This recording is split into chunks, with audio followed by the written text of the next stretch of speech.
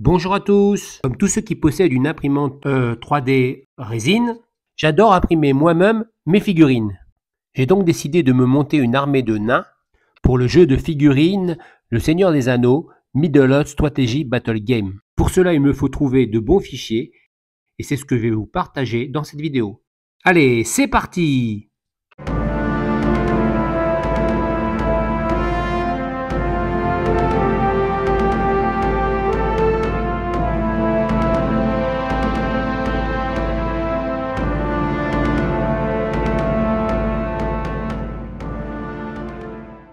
Je désire me monter l'armée de nains que l'on voit dans la trilogie du Hobbit lors de la bataille des 5 armées. Pour cela, on va aller fouiller un petit peu sur internet, donc des fichiers 3D de nains pour le Seigneur des Anneaux. Donc on en trouve un petit peu de toutes sortes, aussi des statues, des figurines, bref. Si on recherche un petit peu plus dans le détail, voilà, on trouve de belles figurines de nains.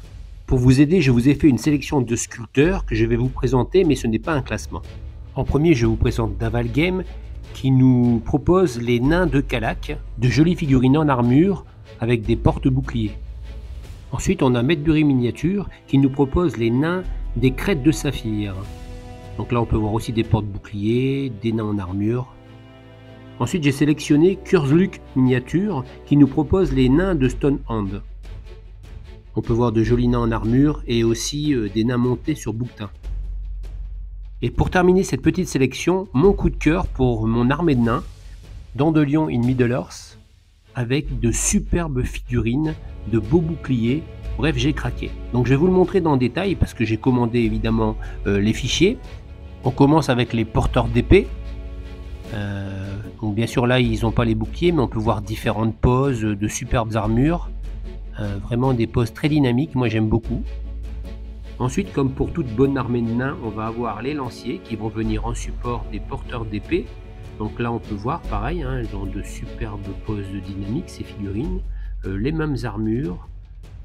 Et là, on a les lances séparées, que je vous montre déjà pré-supportées. Donc bien sûr, les fichiers, on les a supportés et non supportés. Donc là, je vais vous montrer aussi mes premières impressions. Où on voit les fameuses lances plus les porteurs d'épée.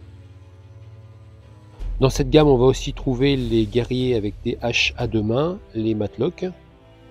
Toujours de très belles figurines, moi elles me font complètement craquer.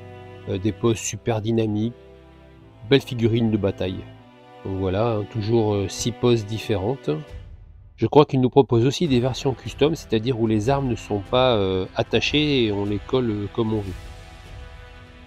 On continue cette gamme avec les fameux arbalétriers nains. Je vous laisse admirer vous-même les superbes figurines.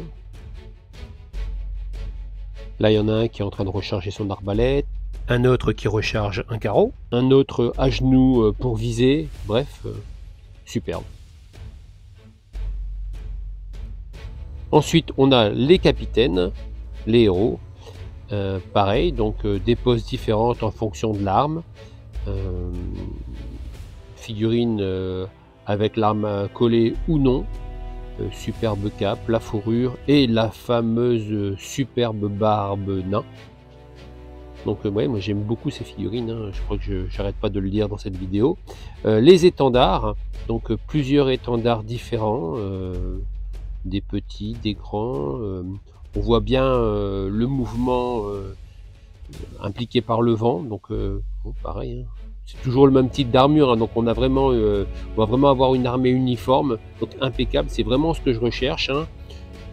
Je trouve qu'elles sont parfaites pour cet univers du Seigneur des Anneaux.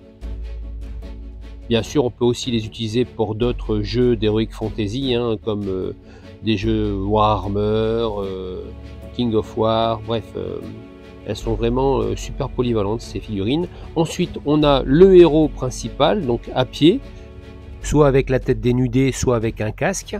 Là, ils ont un mouvement de course, on peut dire de charge. Pareil, donc soit avec la masse d'armes, soit avec l'hache à deux mains. Là, on a une pose un peu plus statique, toujours avec les mêmes armes. Et pour finir cette vidéo, on a notre héros, le roi des nains sur son fameux cochon de combat. Je ne sais pas trop quel est le nom de cette bête dans l'univers du Seigneur des Anneaux. En tout cas, elle a une belle armure, elle est bien carapassonnée. Et franchement, moi, j'aimerais pas la voir en face de moi. Surtout quand on voit ses défenses de combat, par exemple. Là, on a une position un peu plus statique avec le rocher pour monter le cochon dessus. Et bien sûr, notre héros, notre roi des nains, en position dominante. Et voilà, la vidéo est terminée, j'espère qu'elle vous a plu. Bien sûr, je vous laisserai tous les liens dans la description de cette vidéo. Si vous avez aimé, je vous invite à liker, à partager, à me laisser des commentaires. On se retrouvera pour une nouvelle série de vidéos où je vous montrerai enfin cette armée de nains peinte, terminée et prête au combat.